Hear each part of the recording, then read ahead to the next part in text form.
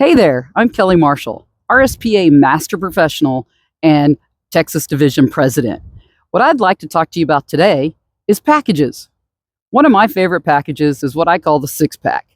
Okay, you prepay for 5 lessons and you get the sixth one free. Now, over the years, I've gone back and forth over whether I really want to offer a package or not. I mean, why am I giving something away for free? And those are billable hours. That's revenue that I'm essentially giving away. But on the other hand, that is a commitment from the player. They've committed to coming at least 6 times. When we don't lock them into a package, then you kind of leave those lessons as kind of in maybe mode.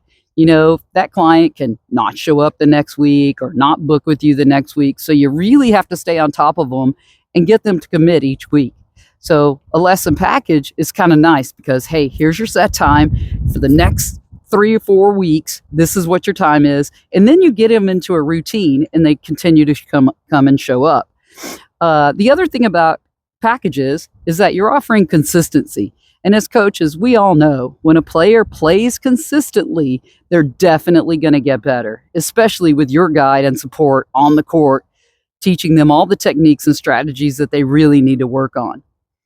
Other than the six pack, a really interesting concept that I just learned from my GM was that he was a PGA pro and he began to offer for a monthly price, he would give you unlimited 15-minute lessons. So that monthly price might have been $500 or $600. The player could come and take 15-minute lessons anytime they wished. It was nice for him because he said he'd get a break during the day.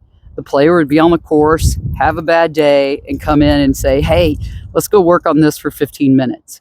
The other thing that he was able to do was then focus on one thing at a time.